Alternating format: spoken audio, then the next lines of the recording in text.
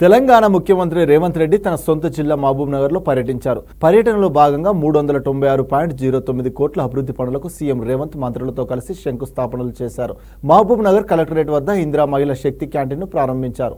మహబూబ్ నగర్ జిల్లా కేంద్రంలో 353.66 కోట్లతో వివిధ అభివృద్ధి పనులకు శంకుస్థాపన చేశారు సీఎం రేవంత్. పాలమూరు యూనివర్సిటీలో 42.40 కోట్ల విలువైన వివిధ అభివృద్ధి పనులను ప్రారంభించారు. ఎంవీఎస్ ప్రభుత్వ డిగ్రీ కళాశాలలో 10 కోట్లతో నిర్మించబోయే బాలికల హాస్టల్ నిర్మాణానికి, దేవరకద్రలో 6.10 కోట్లతో ప్రభుత్వ డిగ్రీ కళాశాల నిర్మాణానికి శంకుస్థాపన చేశారు. అలాగే మహబూబ్ నగర్ రూరల్లో 3.25 కోట్లతో కేజీవీబీ భవన నిర్మాణానికి, గండిడ్లో 6.20 కోట్లతో కేజీవీబీ భవన నిర్మాణానికి, పాలమూరు యూనివర్సిటీలో 13.44 కోట్లతో ఎస్టీపీ అకాడమిక్ బ్లాక్ గ్యాలరీ పనులకు, అలాగే మహబూబ్ నగర్ మున్సిపాలిటీలో 37.87 కోట్లతో సీసీ రోడ్లు స్టోరేజ్ ట్యాంక్ పనులకు, 276.80 కోట్లతో ఎస్టీపీ నిర్మాణానికి రేవంత్ రెడ్డి శంకుస్థాపనలు చేశారు. అనంతరం మహబూబ్ నగర్ ఉమ్మడి జిల్లా ముఖ్య నాయకులతో కలెక్టరేట్ లో సీఎం రేవంత్ ముఖాముఖి నిర్వహించారు. ఆయనతో పాటు మంత్రులు జూపల్లి కృష్ణారావు, దామోదర రాజనరసింహ, ఉత్తమ్ కుమార్ రెడ్డి, సీఎం సలహాదారు వేం నరేందర్ రెడ్డి, చిన్నారెడ్డి, ఎంపీ మల్లు రవి, ఎమ్మెల్యేలు పలువురు నేతలు పాల్గొన్నారు.